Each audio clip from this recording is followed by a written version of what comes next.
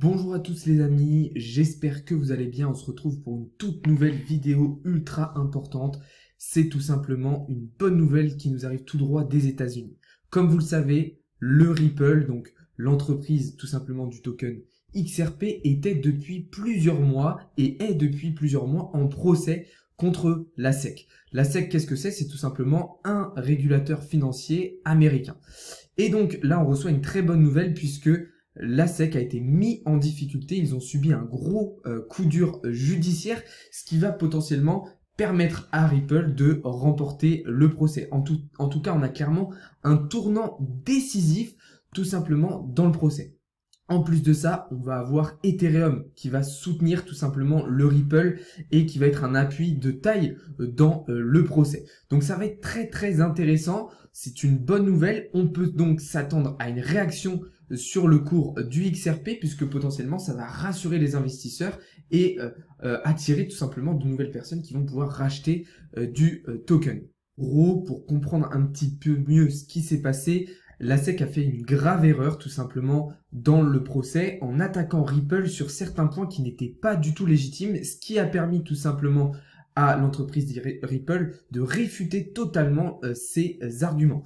Donc ça va être très intéressant de surveiller donc le cours du XRP qui pourrait potentiellement regagner des targets dans un premier temps autour des 86 centimes avec pour objectif, je le rappelle, de revenir chercher les 1$. Le XRP, ça reste un projet ultra intéressant avec un token qui a un ATH quand même, je le rappelle, en direction des 1,96$, donc quasiment à 2$, ce qui permettrait en plus de faire une plus-value très intéressante.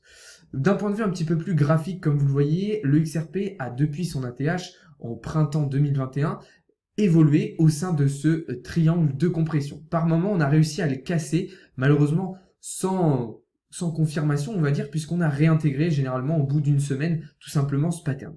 Actuellement, justement, on l'a cassé, ce pattern. On est venu valider un pullback et là, on est actuellement en train de retravailler au niveau de la trendline. Ce qui est intéressant, c'est qu'on va être bien protégé ici par un support entre le nuage d'Ishimoku et tout simplement cette zone qui correspond à un support important. Alors, j'aurais dû le tracer bien avant. Vous voyez que je peux le faire prolonger de cette manière. Le support, c'est un support très solide, donc au niveau des 80 centimes, qui devrait nous permettre de tenir cette zone.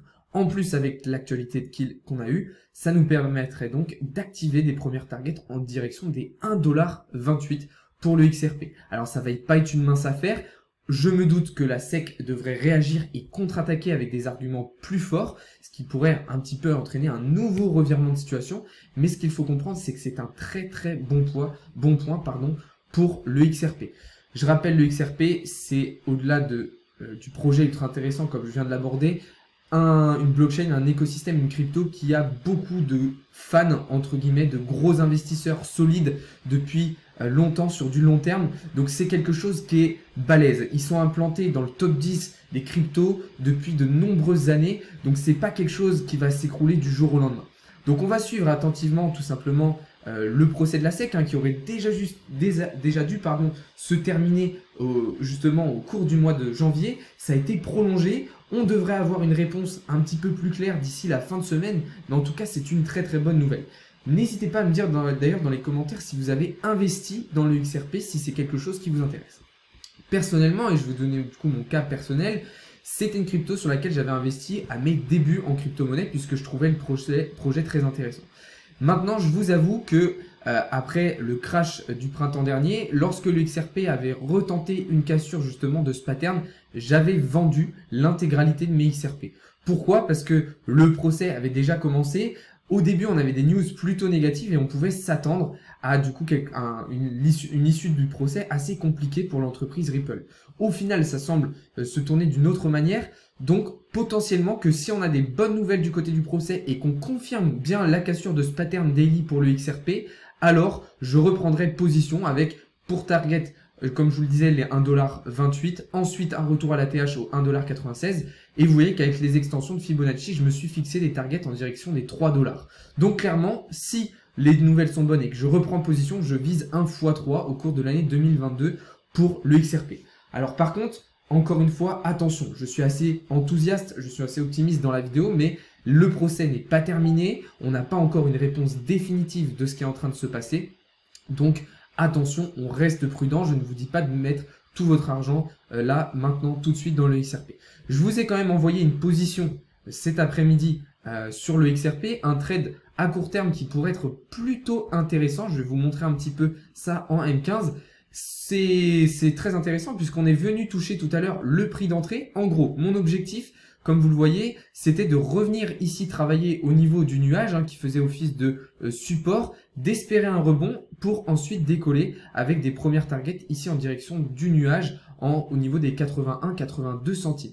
Donc là, pour l'instant, le trade se passe très très bien. On va surveiller ça, on va prendre des bénéfices rapidement vis-à-vis de ce qui va se passer dans la journée et vous allez comprendre pourquoi je vous dis ça, puisque à 17h15, donc 17h30, donc au moment où je vous parle, Christine Lagarde et la Fed se réunissent et vont prendre parole. Alors, Christine Lagarde devrait faire des annonces du point de vue plutôt européen et potentiellement parler des crypto-monnaies, puisque on sait que c'est un sujet qui lui tient à cœur. Donc, on va surveiller ça. Et la Fed se réunit juste après à 17h30. Donc, potentiellement, des nouvelles décisions vont être prises.